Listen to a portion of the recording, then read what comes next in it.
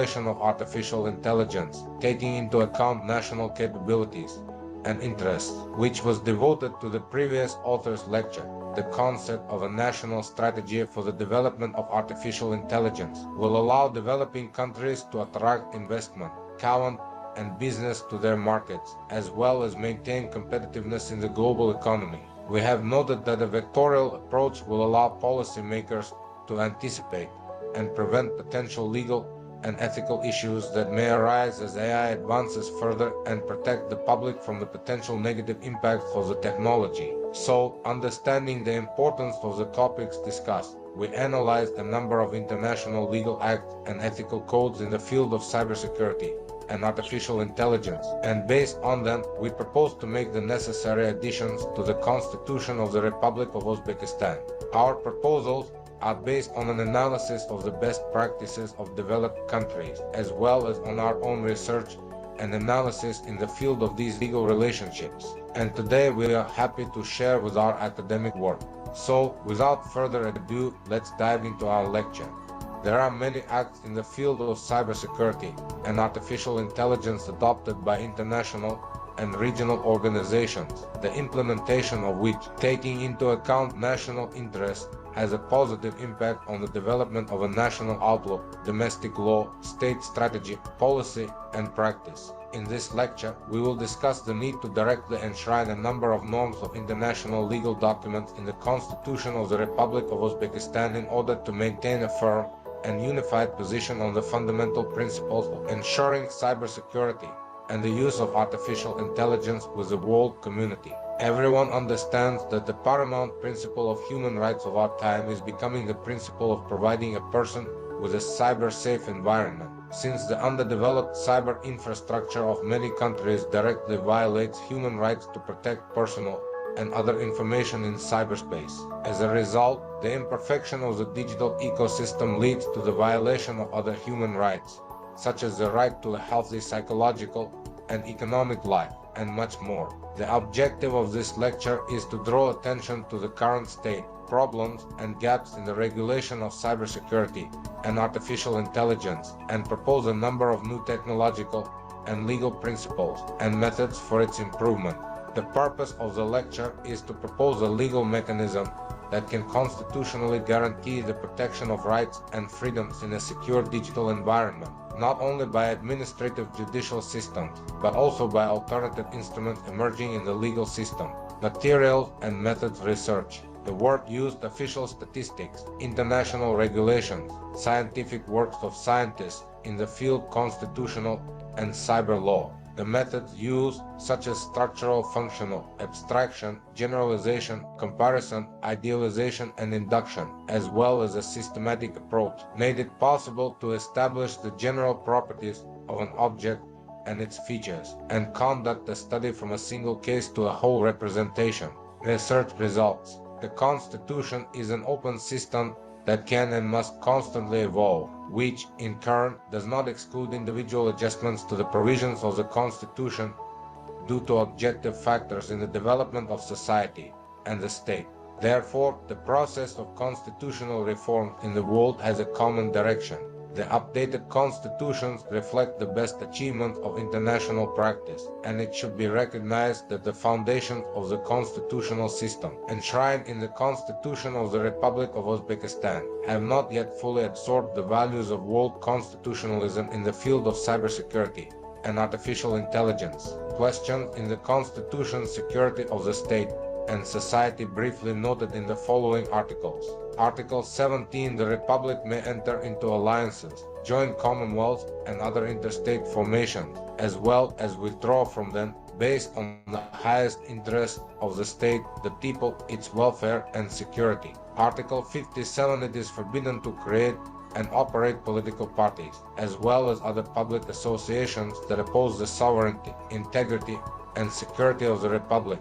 Article 93. The President of the Republic of Uzbekistan takes the necessary measures to protect sovereignty, security. Article 125 about armed forces and the security of population. Article 126. The Republic of Uzbekistan maintains the armed forces to ensure its security at the level of necessary sufficiency, and so on. The articles presented above, although they are related to the security of the country, at the same time, do not contain any clear ideas about the security of the digital space. Therefore, we believe that the time has come to adapt the Constitution to the modern requirements of the world and cyberspace, which require a well-thought-out cybersecurity system for the state and society, taking into account the impact of artificial intelligence on the digital space. The norms related to security presented in the Constitution are actually declarative or functional in nature, which can be confidently attributed to the old generation of constitutions, which proceed from the unconditional priority of minimalism to the informativeness of norms, the lack of clear principles, and the direction of state policy, and the development of society, on the need to transform generally recognized international principles and norms into the constitutional system of Uzbekistan. It also indicates that the basic law of Uzbekistan does not fully contain an objective opportunity for the law enforcer to ensure the guarantee of human rights and freedoms, which contains the danger of failure by the state, citizens, and organizations to fulfill their obligations in the sphere of realization of human rights to a secure cyber environment.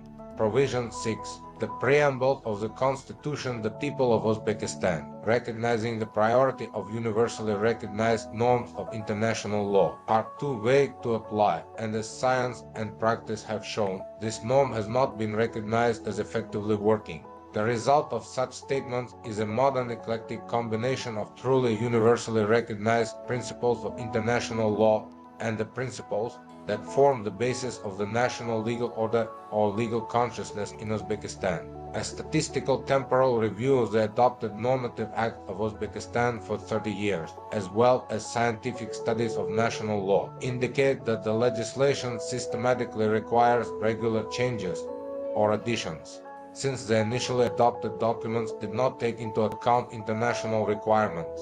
Unfortunately, this practice still has its place in the lawmaking system, as there may be a shortage of personnel and a weakness in innovative approaches. As a result, gaps in regulation lead to a vague system with inconsistent government policies that make it difficult for the public to understand the legality of their actions. All of this confuses both the public and the authorities regarding digital enforcement measures, resulting in a lack of control over the content of these relationships. Without going into criticism of rule-making, it can be unequivocally stated that multilateral conventions and standards, as a rule, are developed and adopted within the framework of international organizations. In this regard, in our opinion, the constitutional development of this sphere in Uzbekistan should take into account the following factors. International documents are the legal foundation, the result of a complex harmonization of their norms between countries, taking into account common and national interests. As practice has shown, adherence to international standards and requirements is a rational condition for the effective functioning of states in order to ensure global and regional law and order. Based on this, a possible solution to unravel the tangle of contradictions and topological problems in the legislation will be the implementation of international principles and mechanisms through a direct addition to the Constitution, the purpose and objectives of which are to modify and unify the existing principles and norms of cyberlaw in the Republic.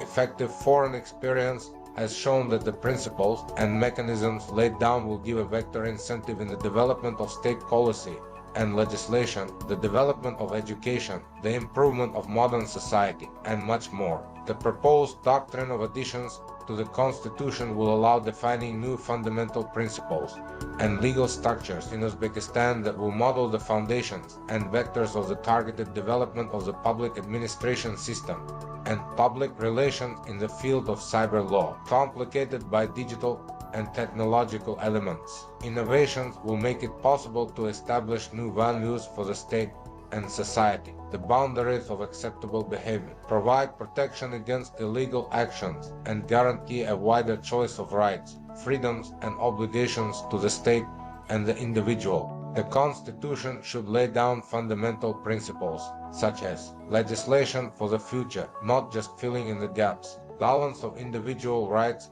and public interests, balance between national security and private life, a targeted course towards the digital economy, and ensuring a high level of cybersecurity, innovative education and principles of using artificial intelligence, and others, many of which have not found their full reflection in the legislation of Uzbekistan, although they have long been in demand by society and the state.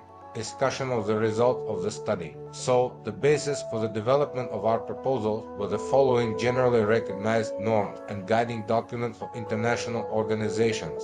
Cybersecurity. United Nations International Code of Conduct. The main cybersecurity normative document applied worldwide is the United Nations International Code of Conduct on Information Security, which is a set of guidelines and principles to encourage the responsible use of information and communication technologies and ensure the security of information systems. The Code of Conduct encourages states to take a comprehensive approach to information security, including technical, legal, and organizational measures. It is a voluntary instrument, and its purpose is to help countries develop and implement effective policies and practices to ensure the security of information systems and the protection of human rights. United Nations Resolution on the Promotion, Protection, and Observance of Human Rights. United Nations Resolution on the Promotion, Protection, and Observance of Human Rights, reaffirming the importance of human rights in the digital age. It calls on states to protect people's rights to freedom of expression, privacy, and the protection of personal data, and to keep the Internet open and accessible as an inalienable human right. ISO IEC 27001-2013 standard. It is an internationally recognized information security management standard. It describes a set of best practices and controls for managing and protecting sensitive information. The standard is divided into several sections, including a governance framework that describes information security management policies and procedures, as well as a set of controls that organizations can use to protect their information assets. Overall, standard provides a comprehensive framework for managing and protecting information assets and is widely recognized as the best practice for information security management. It is important to note that the standard is voluntary, not mandatory, but is chosen by many governments and organizations because of its wide acceptance and usefulness for protecting sensitive information. Importantly, many organizations outside of these countries are also adopting this standard to demonstrate their commitment to information security and regulatory compliance. General Data Protection Regulation. The GDPR strengthens the EU Data Protection Act and gives EU citizens more control over their personal data. This applies to all companies that process personal data of EU citizens, regardless of where the company is located. The GDPR sets out specific obligations for companies that process personal data, including the need to appoint a data protection officer, the need to conduct a data protection impact assessment, and the need to notify the appropriate supervisory authority of a data breach. This gives people the right to access, correct, delete, and export their personal data, as well as to object or restrict the processing of their data.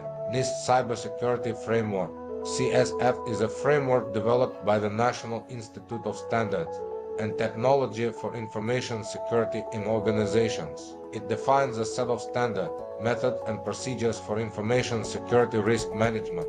The framework describes 5 components: risk identification, policy and standards development, asset and threat identification, risk assessment and management, monitoring and support.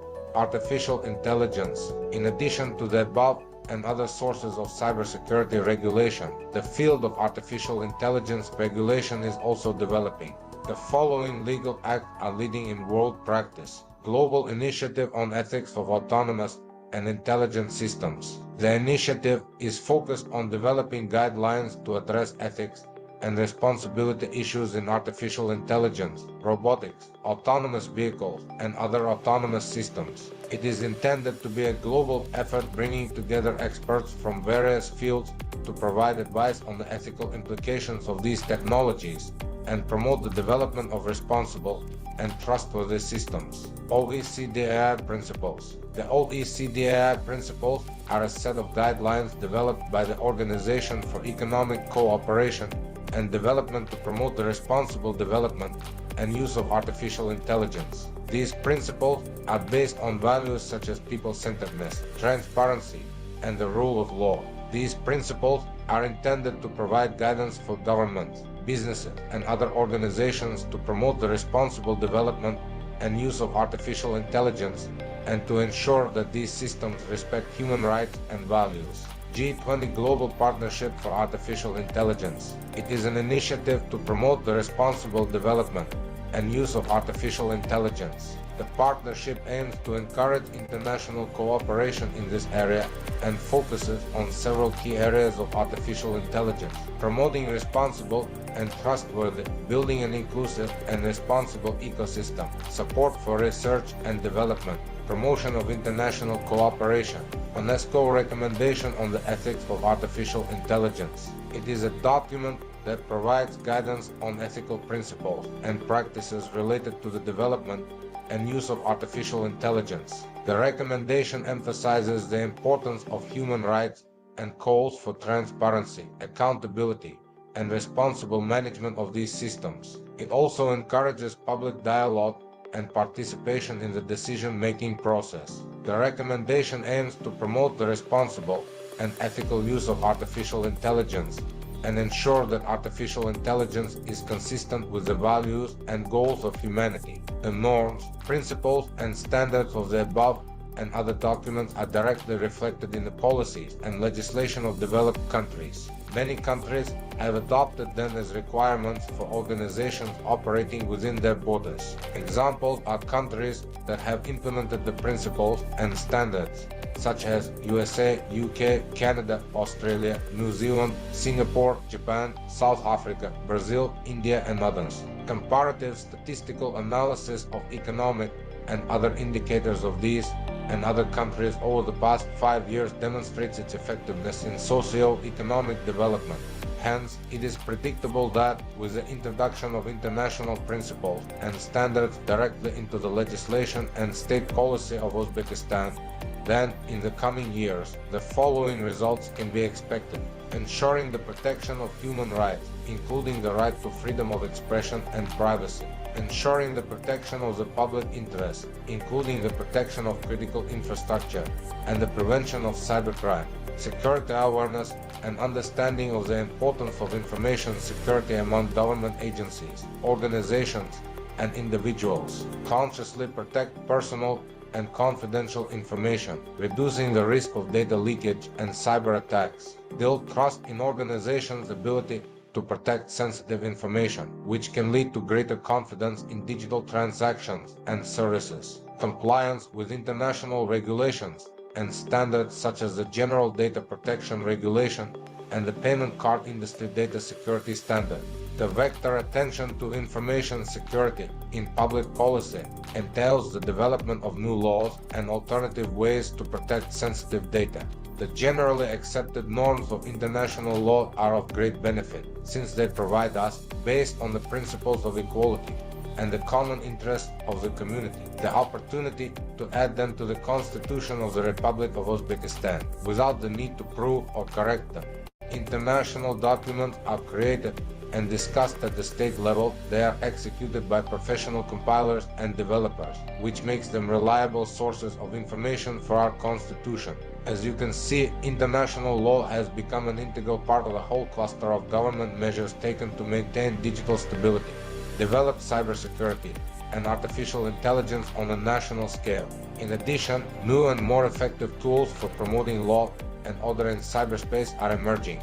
This includes voluntary adoption of ethical standards, recognition of the principles of responsibility to protect the cybersphere, ensuring the possibility of access to the judiciary to fight for the rights of the digital environment, as well as the adoption of rules and procedures aimed at creating and maintaining a balance between the national interests of countries and the appropriateness of systems development, cybersecurity, and artificial intelligence. So, dear listener, the main law in the field of cybersecurity in the Republic of Uzbekistan is the Law of the Republic of Uzbekistan on Cybersecurity dated April 15, 2022. The law consists of 8 chapters and 40 articles. The law uses concepts such as cybercrime, cyberspace, cyber threat, cybersecurity, cyber defense, cyber attack, It also defines the basic principles for ensuring cybersecurity, which include legality, the priority of protecting the interests of the individual, society,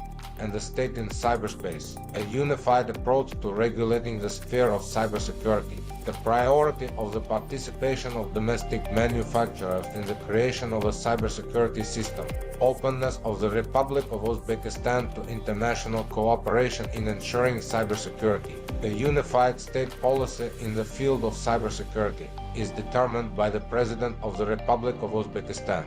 In turn, the authorized state body in the field of cybersecurity is the State Security Service of the Republic of Uzbekistan, taking measures by cybersecurity actors in relation to cybersecurity incidents can be carried out in the following forms: prevention of vulnerabilities and errors in software and devices, destruction of malicious programs, limitation of their distribution, technical limitation of the source of cyber attacks, isolation of informatization objects from real cyber threats, providing information to law enforcement about cybersecurity incidents. Other laws indirectly related to cybersecurity are Law of the Republic of Uzbekistan on the legal protection of programs for electronic computers and databases dated 06/05/1994. This law regulates relations connected with the creation, legal protection, and use of computer programs and databases. Law of the Republic of Uzbekistan on informatization dated 11/12/2003. The purpose of this law is to regulate relations in the field of informatization, the use of information resources and information systems. In particular, with regard to cybersecurity, this law, for example, states that the owner of a website and a page of a website or other information resource, including a blog, is obliged to prevent the use of his website and pages of a website or other information resource on the global information network Internet, on which public information is posted, in order to disseminate deliberately false information containing a threat to public order or security, and so on. Law of the Republic of Uzbekistan on the protection of information in the automated banking system dated April 4, 2006. The purpose of the law is to regulate relations in the field of information protection in the automated banking system. In addition to the laws of the Republic of Uzbekistan, there are also decrees and resolutions of the President, as well as state standards in the field of information technology related to cybersecurity, often defined as information security. So let's take a look at them. Presidential decrees related to cybersecurity. Decree of the President of the Republic of Uzbekistan dated February 19, 2018 No. 5349 on measures to further improve the field of information technology and communications. It says implementation is needed comprehensive measures to introduce modern information security technologies in the telecommunications and postal services, television and radio broadcasting, etc. Decree of the President of the Republic of Uzbekistan, dated 05/10/2020 No. 6079 on approval of the strategy Digital Uzbekistan 2030 and measures for its effective implementation. The decree is aimed at the implementation of comprehensive measures for the active development of the digital economy, as well as the widespread introduction of modern information and communication technologies in all industries and areas, primarily in public administration, education, healthcare, and agriculture. Regarding cybersecurity, this decree states that it is necessary to ensure the information security of the departmental digital infrastructure, as well as the protection of electronic data and documents, and more. Presidential decrees related to cybersecurity. Decree of the President of the Republic of Uzbekistan, dated 14/09/2019 No. 4452 on additional measures to improve the system of control over the introduction of information technologies and communications, and the organization of their protection. It says that the authorized body in the field of cybersecurity regulation is the State Security Service of the Republic of Uzbekistan, and more. Decree of the President of the Republic of Uzbekistan dated November 21, 2018 No. 4024 on measures to improve the system of control over the introduction of information technologies and communications, the organization of their protection. It says that the imperfection of the control system in the field of telecommunication, information and cybersecurity. Critical information infrastructure leads to the vulnerability of objects of state information systems, the digital economy, and personal data. Also, it is said that the lack of systematic work on the study and implementation of advanced foreign experience in the field of information and cybersecurity does not allow the introduction of modern methods of protecting the national information space, and much more. State standards. State standard of the Republic of Uzbekistan methods for ensuring security. Information security management practices. State standard of the Republic of Uzbekistan method of ensuring security. Information security incident management. Part 1. Incident Management Principles. State Standard of the Republic of Uzbekistan Information Security Incident Management.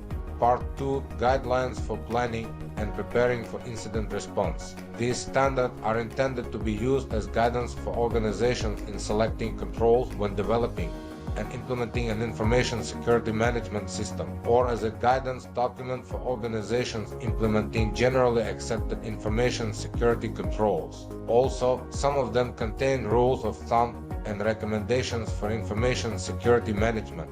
As you can see, many of the laws, decrees, regulations, and standards directly or indirectly related to the field of cybersecurity and having instructions regarding information security in their structures are outdated and have not received the latest improvements, additions, and updates. We believe that, due to the increased actualization and constant variability of the modern world, as well as due to globalization, industrialization, and the enormous development of information and digital technologies, the laws should receive much more updates and additions. One of the reasons for the stagnation and irrelevance of many parts of these laws is that they are all based on constitutional articles that are not directly related to cybersecurity and information protection of data. Also, many parts of the above documents contain incomplete and shallow information about the field of cybersecurity, which has many subtleties, features, and nuances, which together is of decisive strategic importance for ensuring security in the digital space. Therefore, it is necessary to start by complementing the constitutional article on security by creating and then correlating digital features and cybersecurity solutions. So, we propose an article-by-article draft of a new chapter of the Constitution of the Republic of Uzbekistan Principles of Cybersecurity and the Use of Artificial Intelligence. We propose to begin the chapter with Article 1, the Internet as a platform for innovation and progress, which is of paramount importance for the protection of human rights and the fulfillment of public obligations. First, it recognizes the global and open nature of the Internet as a driver of progress and development, including the achievement of sustainable development goals. This recognition is critical to ensuring that the government develops policies that support the growth and development of the Internet as a tool for innovation and progress. Second, the article establishes the responsibility of the state for creating conditions for trust and confidence on the Internet, including the protection of freedom of speech and privacy rights. This is to ensure that people can take full advantage of the potential of the Internet without fear of censorship or surveillance. Finally, the article highlights the need for collaboration between government, civil society, and the private sector to realize the full potential of the Internet as a driver of development and innovation. This collaboration is essential to building a secure and reliable Internet that benefits all members of society. In general, Article 1 of the Constitution is necessary to protect human rights and ensure the fulfillment of public obligations in the digital age. It recognizes the importance of the Internet as a tool for progress and development and sets the framework for ensuring that it is a safe and secure platform for all. Article 2 of the Constitution ensuring and expanding access to information and communication technologies emphasizes the importance and necessity of ensuring that all people have access to modern technologies and the ability to use them. It is argued that the duty and responsibility to protect the rights of individuals, promote digital literacy, and bridge the digital divide between regions lies with the government. The first argument presented in this article is that the government should take a comprehensive approach to protecting the rights of individuals and promoting the use of technology. This includes working with all sectors of society, including businesses and civil society organizations, to to develop policies and guidelines for the use of technology. The second argument is that the state should support the development of continuous education in the field of digital literacy and the elimination of the digital divide between regions. It is necessary to ensure that all people, regardless of their location, have access to the same opportunities and resources to learn and use technology. The third argument is that the state should support the empowerment of the population through increased access to technology. This includes ensuring that all people have access to the internet and other communications technologies, as well as teaching and learning how to use these technologies. In general, this article imposes obligations on the state to provide the population with access to modern technologies and their use. Article 3 of the Constitution, prevention and countering disinformation and propaganda in the online space, is critical to protecting human rights and ensuring the development of new principles. The article emphasizes the importance of the state taking the necessary measures to prevent the spread of disinformation and propaganda on the internet, which can be used to mislead, violate human rights, incite violence, hatred, discrimination, or enmity. The article argues that the state will create a safe and supportive online environment for all without discrimination and taking into account the interests of those who face systemic inequality. This ensures that everyone has equal access to information and the opportunity to participate in online activities without fear of being targeted or marginalized. The article emphasizes the obligation of the state to take all measures to ensure that all citizens are protected from disinformation and propaganda. This includes the development and implementation of laws and regulations aimed at preventing the spread of false information and holding those who spread it accountable. Finally, the article promotes the possibility of a vectorial development of promoting education and awareness of disinformation and propaganda, as well as encouraging the development of new technologies and tools to counter them. In Article 4 of the Constitution, data protection affirms the importance of protecting personal and other information from unauthorized access and misuse. The authors of this article recognize the vital role of the state and society in ensuring the protection of human rights and freedoms when handling personal data. The article highlights the need to take preventive measures to protect personal data from misuse. This includes the need for government and society to take targeted policy measures to prevent data leakage and other forms of unauthorized access to personal information. Also, the article focuses on the equivalence of ensuring the level of protection of the rights and freedoms of citizens when handling personal data throughout the state. This means that the government must take steps to ensure that there are no inconsistencies or differences in personal data protection between different regions or communities. Further, the consistent development of unified legislation relating to the protection of personal data is consolidated throughout the state. In general, this article is of decisive importance for ensuring the protection of human rights and freedoms in the handling of personal data, as well as the adoption by the state and society of the necessary measures to prevent the misuse of personal data. As authors, we believe that Article 5 of the Constitution, Principles of Cybersecurity, is of paramount importance for preventing threats and risks of the modern technological order. The emphasis of the article is on the recognition by the state and society of the fundamental international normative and ethical principles for ensuring a secure digital environment.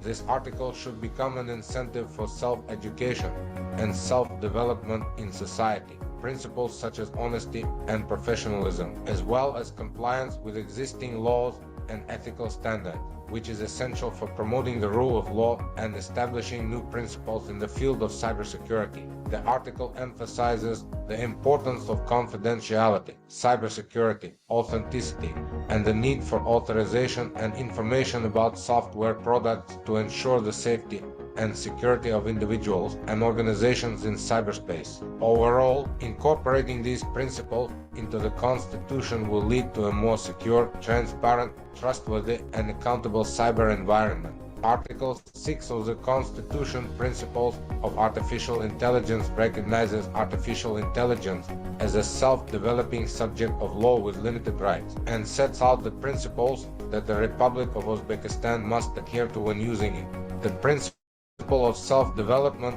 of artificial intelligence within the framework of the regulatory framework of the Republic of Uzbekistan and internationally recognized norms is crucial to ensure that its development complies with legal and ethical standards. The principle of respect for fundamental rights will ensure that its use does not violate people's fundamental rights. This includes the right to privacy, freedom of expression, and the right to equal treatment. In addition, the principles of quality, security, transparency, impartiality, and reliability are important to ensure proper cybersecurity of systems, minimizing the risk of its errors or negative consequences. Further, Article 6 of the Constitution Principles of Artificial Intelligence enshrines the principle of reliability and transparency of the system, which ensures that people are aware of the capabilities and limitations of artificial intelligence systems with which they interact. This is important because people must make informed decisions about their interactions with it and hold the government accountable for any problems that may arise from its use. Finally, the principle of ethics and privacy in the online environment ensures that AI systems do not invade people's privacy. This is important because it ensures that people can be sure that their personal information is not collected or used without their consent. In addition, the principle of accessibility of open source software and information ensures that stakeholders can access information about the interfaces and drivers of AI systems, which is necessary for transparency and accountability. Overall, Article 6 of the Constitution is critical to ensure the ethical and responsible development and use of artificial intelligence. Conclusion: the proposed principles and norms in the field of cybersecurity and artificial intelligence cannot be considered complete.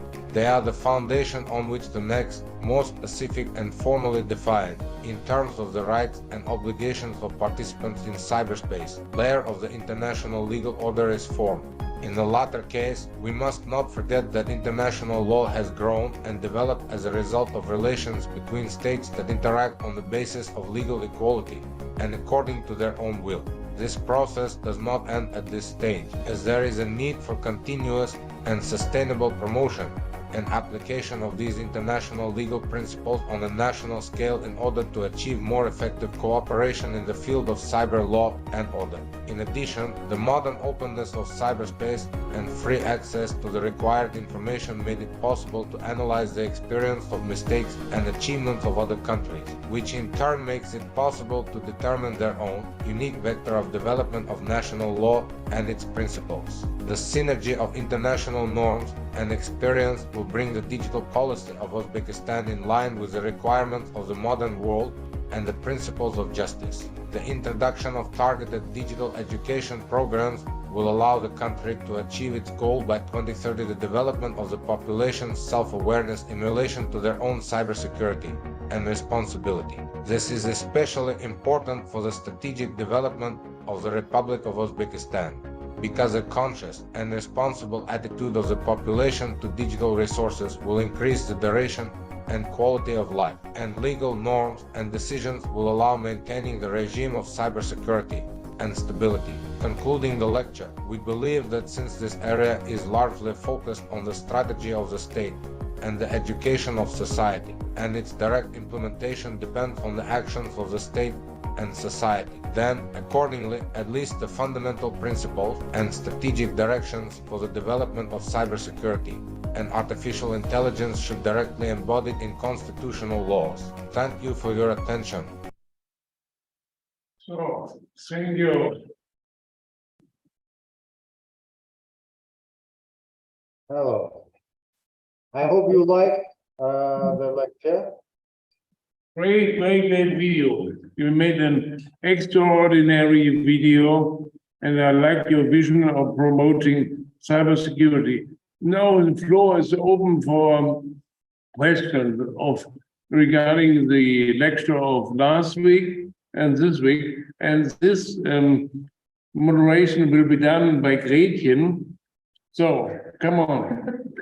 So I like the vision of having somebody from South Africa and South African expert asking question, moderating your question, and listening to you.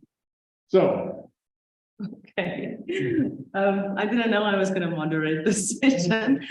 Of course, everyone that is online on Zoom, please, you are also welcome to either put up your hand or just place your question in the chat box. Is there any questions from the floor? Anyone have any comments or yes? Yeah, I have a question I'm really sorry. We had the plan that after me, my assistant, the Dr. Mokhinur Bakhramova will have some 10-minute presentation. If you allow to her to have some presentation, 10-minute presentation, is it possible?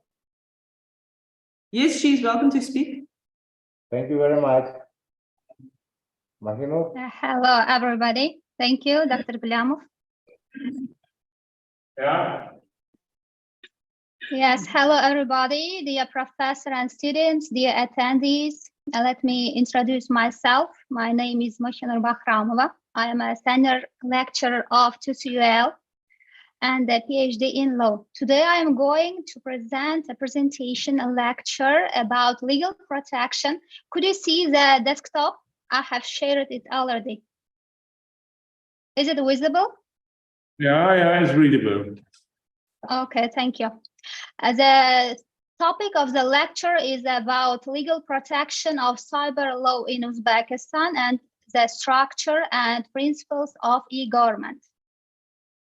Okay, the legislation on cybersecurity consists of special laws and other acts of the legislation.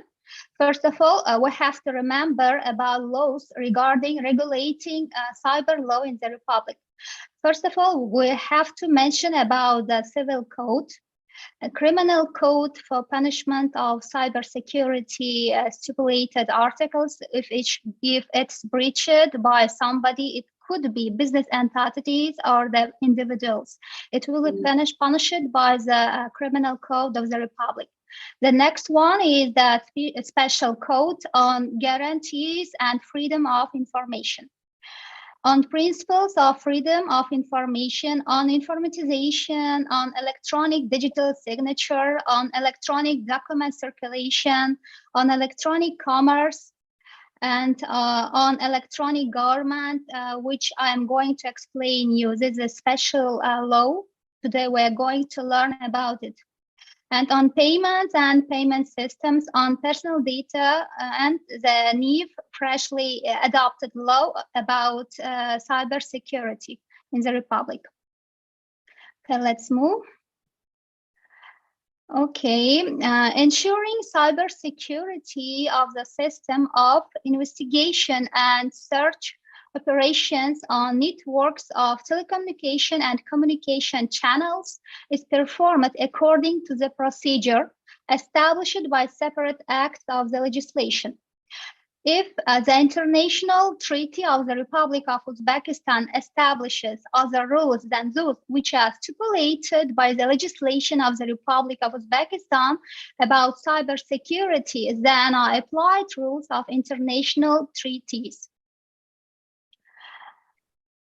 Okay, e-government infrastructure in Uzbekistan, according to the e-government law, creation and development of e-government data processing centers, development and implementation of interdepartmental information systems and central databases. If we look through to the slide, we can see that the e-government infrastructure consists of central databases, systems of interdepartmental electronic interaction, information systems and information resources of state authorities and their complexes, official websites of state authorities, and a single portal of interactive state services, data center, and interdepartmental data transmission network. Central databases of e-government, it's the state information resources which represent unified centralized sources of information which summarize and store basic information of state authorities for the provision of state services and interdepartmental electronic interaction. The system of interdepartmental electronic interaction, information systems, and information resources of state authorities and their complexes. The system of interdepartmental electronic interaction ensures the interaction of government bodies to implement their function and tasks in the provision of electronic government services. When creating information system and information resources, state authorities should provide for the possibility of their navigation and integration with central databases of electronic government to ensure interdepartmental electronic interaction. The system of interdepartmental electronic interactions operates based on the requirements for the collection, storage, processing, transmission, and exchange of information. Documents used in government agencies must be created, scanned, and stored mainly in the form of electronic documents by the legislation on electronic document management. The list of the documents and information transmitted through interdepartmental electronic interactions is established by the regulations of electronic public services. The order of functioning of the system of interdepartmental electronic interaction is established by the Cabinet of Ministers of the Republic of Uzbekistan. Information systems and information resources of state bodies in eGoverment provide collection, storage, search, processing, as well as the use of information within the powers of these bodies. Information systems and information resources of state bodies in eGoverment can be combined into complexes that provide collection, storage, search, processing, as well as the automation of the processes of electronic interaction of these bodies with each other. If we look through to the slide, we can see that there are 148 government services in a special model for public service centers and 17 public services for post offices in the office of single agent. Official websites of government authorities and the single portal of interactive state services. Electronic government services are provided to applicants through the official websites of government agencies and the single portal of interactive state services, which is a single point of access to interactive government services provided by government agencies. Government agencies that provide electronic government services post information on the procedure for the provision of electronic government services on their official websites. Data Center and Interdepartmental eGoverment Data Transmission Network. The eGoverment Data Processing Center provides storage, as we mentioned before, and integration of departmental and interdepartmental information systems and information resources of state authorities that provide eGoverment services and central databases of eGoverment. Interaction between departmental and interdepartmental information system and information resources of state authorities that provide electronic government services and central databases of eGoverment is carried out through the interdepartmental network eGoverment data transmission. The key project of the program for the development of the electronic government system are the formation of national databases and registers, data on individuals and entities, data on transport, cadastral information, real estate, unified directories and classifiers, and etc.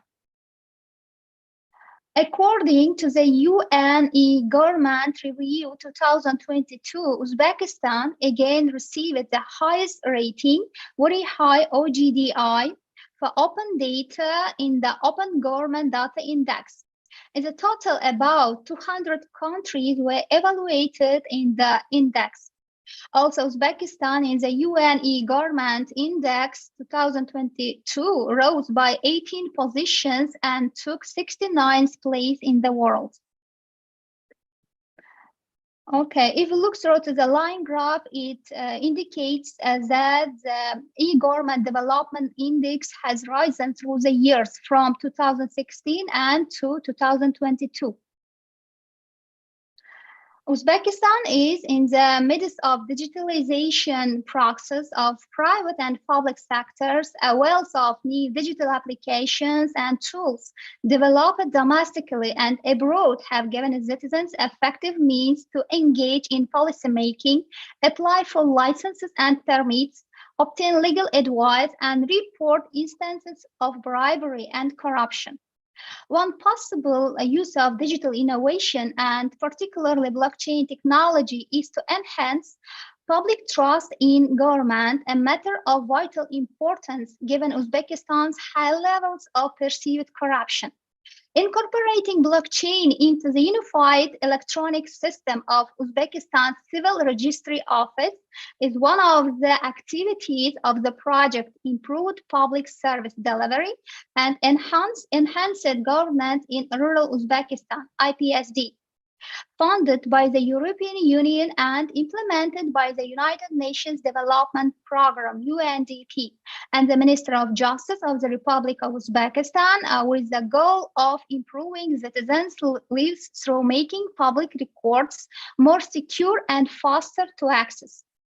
These technologies will advise its application at government offices of Central Asia's most dynamically evolving state can enhance standards of life, reduce inequalities, and achieve sustainable development goals on a national level. By gathering international experience and adapting lessons to national circumstances, the IPSD project is helping Uzbekistan's public services leapfrog ahead by applying blockchain in proven directions. What is a blockchain and how it can help government support citizens? A simple description of the blockchain is a database where data is stored in a secure way. It's ensured by linking each new record by the previous one, which results in a chain of data blocks, hence the name blockchain. Physically, the blockchain database is distributed, which lets authorized users add data independently. Previously stored data cannot be altered as it breaks the chain, and thus makes blockchain a secure and reliable means of keeping digital records in a legal and public domains. Following the footsteps of many nations in Europe and beyond, plans are in place to pilot blockchain in Uzbekistan Civil Registry ahead of its introduction at the State Tax Committee and the Minister of Health.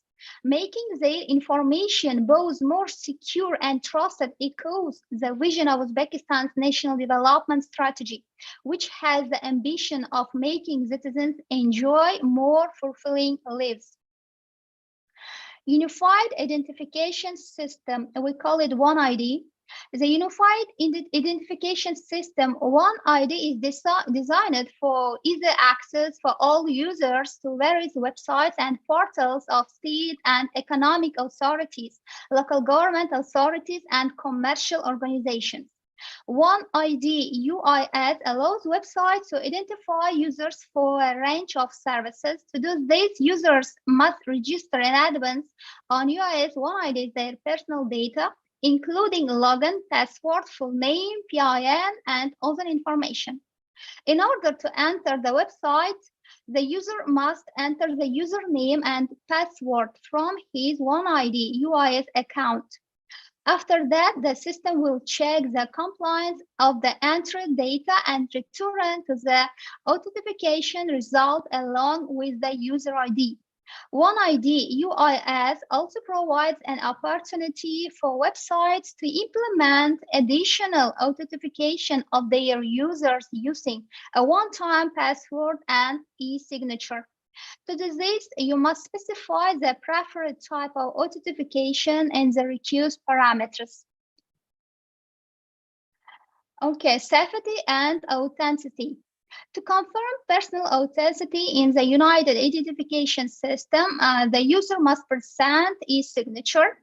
Thus, the correspondence of a real person to a user on the internet is ensured. Without the presence of an e-signature, some public services may be unavailable. In addition, due to the integration with central databases of individuals and legal entities, there is no need to fulfill in all your personal data. The current information loaded automatically and is updated in a timely manner. For example, when the last or registered address is changed.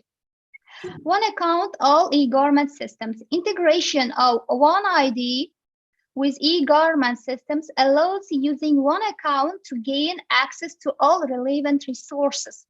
You can use all services and facilities using your one ID account. To make sure the benefits of blockchain are sustained over time and that disparities in service access are narrowed then widened. Blockchain's introduction into public service delivery must be gradual and well strategized. The IPSD project research into how blockchain has been introduced into other national governments, and the insights from a related study toured to Belgium, the Netherlands, and Luxembourg indicate the need to set up a strong legal and policy framework, create required digital infrastructure, and develop digital skills of relevant public officials in Uzbekistan. The legislative environment for blockchain must support continual innovation and experimentations. UNDP's research shows that incorporating blockchain into government functions requires legal and regulatory compliance across diverse areas. These include crypto functions, requires legal and regulatory compliance across digital identity regulation, data protection, privacy compliance, and data integrity.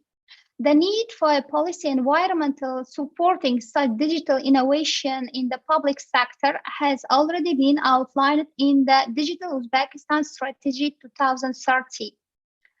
A tech company has been hired to develop a blockchain solution for Uzbekistan's Civil Registry Office, the necessary technological infrastructure installed in 2022, adding to the already procured network equipment servers. Specialized training will be provided to the office's nationwide staff.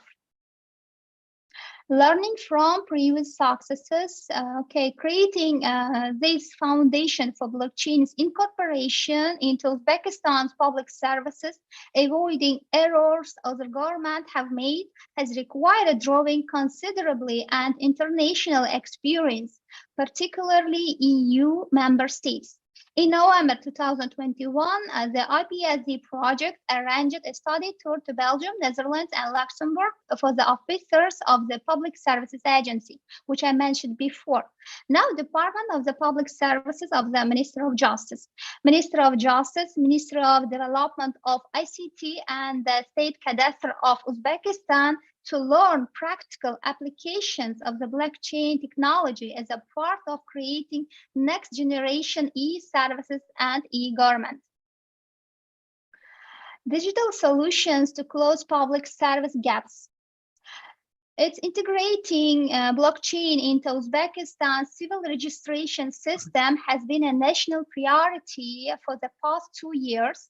Its application will help to transform the online delivery of public services to the benefit of people nationwide, including 15 million citizens living in rural areas and vulnerable groups, including the elderly, people with disabilities, and women and youth in remote communities.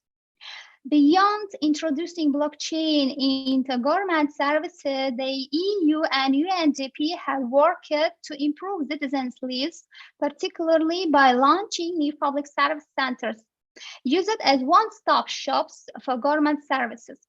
These initiatives have reflected the objectives of broader reforms undertaken in Uzbekistan since 2017, which have sought to orient government bodies towards primarily serving people's needs.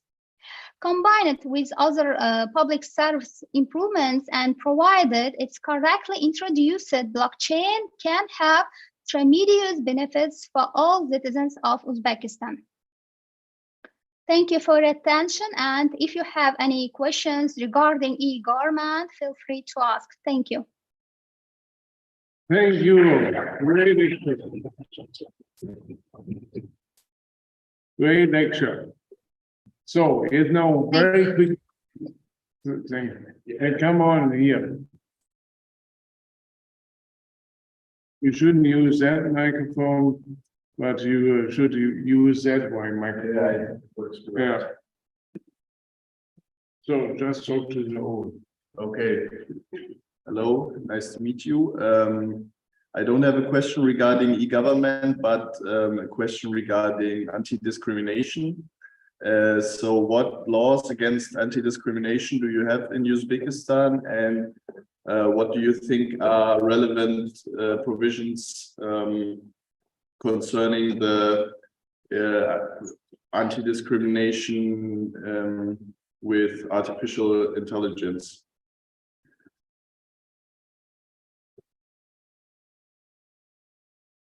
In which sphere discrimination? In artificial intelligence? Yeah, so for example, there's a famous example that Amazon, they developed an artificial intelligence that only recruited white male and not, I don't know, colored or women. And so that there goes an discrimination with artificial intelligence. And do you have any provisions concerning this in Uzbekistan? Honestly, in our country, we don't have any legislation about artificial intelligence. This is the honesty. No, do you have general? Discrimination is the second question. First, we need to organize the base for this. Then we will talk about, that's why I'm suggesting to put the main ideas of the regulation of AI to the constitution. Main Yes. So my one of question. them is the non-discrimination. So you don't have any general laws against anti-discrimination? No. No. Okay. In sphere of artificial intelligence, no. In other No. spheres, we have. Yeah. For example, in the labor law, we have non-discrimination principles, choosing the state body people when you are election, we have the non-discrimination principle. For example, we have the non-discrimination principle in the crime law. We have the non-discrimination principles, for example, in the court system. But in artificial intelligence or cybersecurity, we don't have any regulation norms. Okay, thank you. Any other questions from the floor? You are welcome to come up.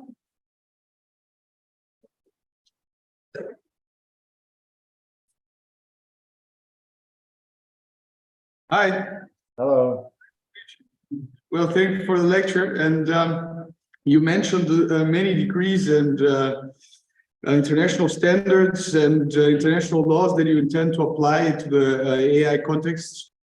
And my question is, do you plan to have a whole framework combining all these laws, or it is an AI Act that gives a framework for it all, a unified one? Yeah, we are just talking about if you attend the text, I'm just talking about the synergy methodology. The synergy, it's like get the main and good ideas or maybe mechanisms from the international legislation and in turn to our national legislation. Not all the legislation, just what we need. The main principle with the national interest. Of course, national interest should be there. Okay, because in the article of Mr. Yunus that we got from Professor Hoeren, he was talking about a new civil code, and I didn't really get what was the role of this new civil code. The civil code which she is talking about, it's that you know that the digitalization is now fully in our life, totally. And our legislation right now, which we have right now, real legislation, do not cover anything about the digital rights.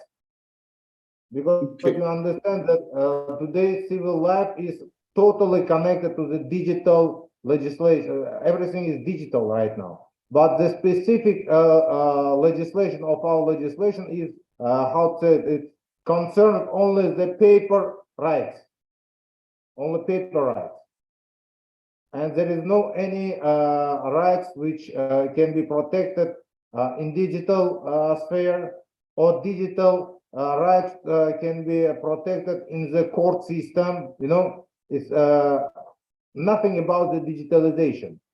And that's why we are just talking about to create the base for the digital rights of the people, digital civil rights of the people. For example, right now we have in our civil code that all your contracts should be done written.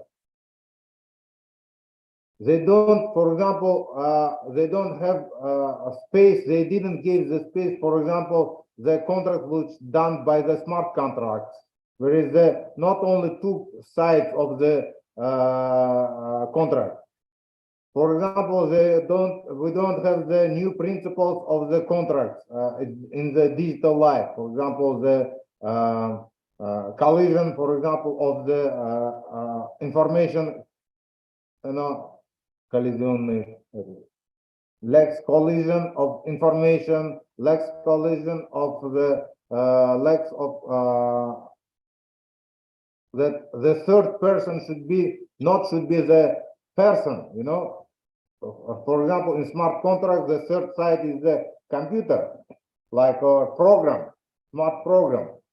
But if tomorrow I'll go to the court will not take my proof that I had the contract with the computer program, you know. Or to the backside, if you want to protect yourself in the court, for example, in digital way, we don't have the base for the digital court. We have the declarative. Yesterday, we also got the degree of the president that now we are going to develop the digitalization of our court system. We had such declarative how to say, degrees 5 years ago, also 3 years ago, but still we don't have, the people do not have any chances to use digital court system, even just only verbal, you know, to intend or to visit the court online. They still have to go to the court system. Huh? You understand me? And that's why we are talking about the civil code, the digital civil code, because we need to reorganize or rewrite our civil rights in the measure of the digital century. Okay, thank you very much. If you allow me, I have another question. Yeah. Well, I also in the same article we were talking about digital personhood, and I didn't quite understand if you are going to regulate AI with a digital personhood or you will regulate it as a project. No, he's not. It will be the person, a legal entity with limited rights. Okay.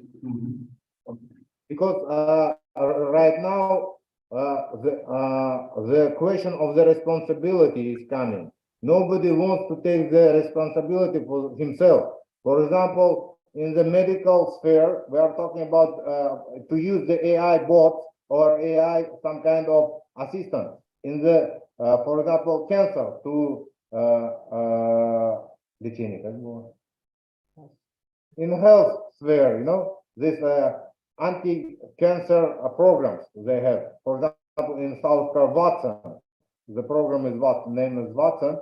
They already used in South Korea and the USA. And when nobody can give the 100% guarantee that the person will not die from the cancer, or the treatment which the doctor gave him it's right or not good should be examined.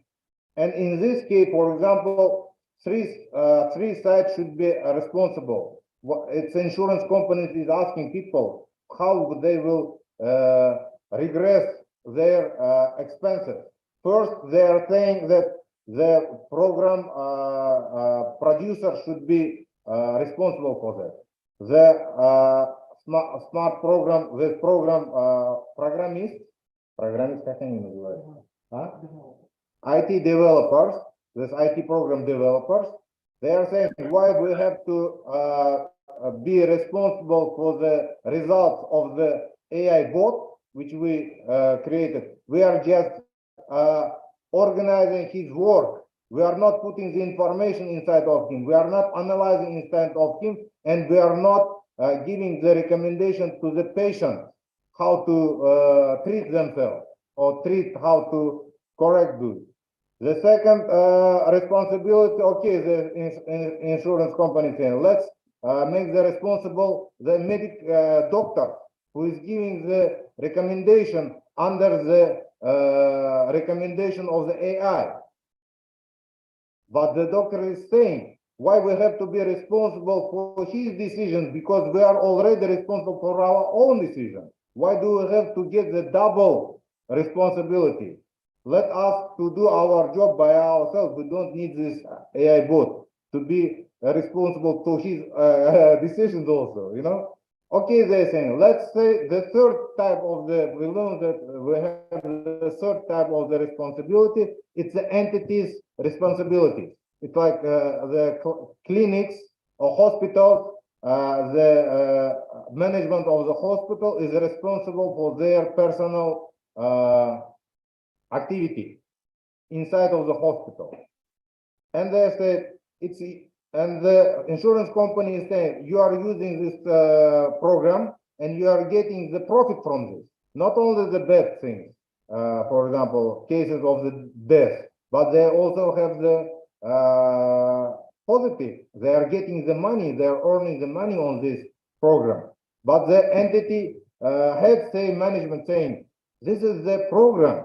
It's not a live person which I can call to the my room and say, sign this, read this, all these requirements, be agree to this and follow this. And I'm training him every 6 months, for example. And he afraid to lose his job, and he's contain his job, he work only by this requirement. He never risk, for example, and he never gives the any risk activities he will do, which can give the problems to the management. And now the question, who will cover this expenses for the insurance company? Insurance company will never give you insurance policy if they will don't know from whom they can cover their expenses. You know about that. Thank you. This is the question. Why we are doing this? Last question. Professor, do you have a question? Okay, just from a practical perspective. So I think the situation in South Africa and in Uzbekistan might be quite similar in terms of how far legislation has developed to address some of these digital issues. And there have been a couple of reports and committees and investigations into how South Africa can address the issue of including e-governance, but also AI and digitization generally. And I think when we speak to academics, it's very easy to stay in our little box, thinking in a very academic way about these problems.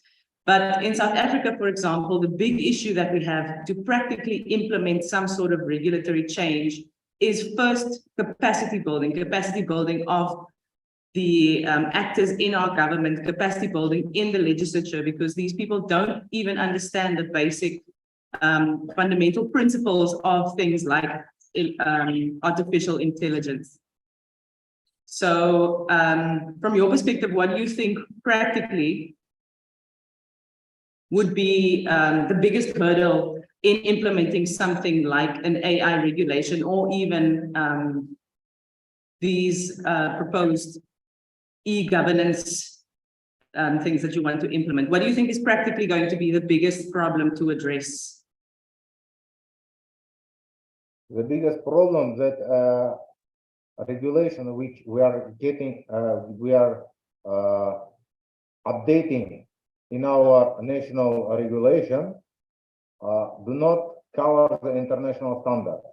We are just creating our own legislation, and it is a problem that because these people who are creating this legislation, they are not experts in this sphere. Even the Ministry of the Technologies is not. There is no any expert in the AI, for example, or cybersecurity sphere. We have the nominal experts. You know, they don't have the special deep studies of this sphere. You know, but they're creating the legislation. And my idea is that why do we have to open a new America if already America is open, or the European Union is open, and everything is open in this legislation is open. It's already approbated in the international level. We have the statistics of the using this legislation, where we have the results of interning of this legislation. After 5 years, after 10 years, the differences in economic, in social life, in human rights protecting in these countries, you can see that it's by the statistic, by the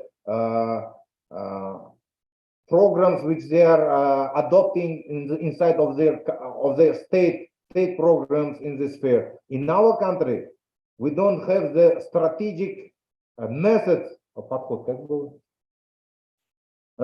strategic approach to decide this problem. That's why I am suggesting to put the main principles to the constitution, that our local legislation should develop under these main principles, which we have to get from the international.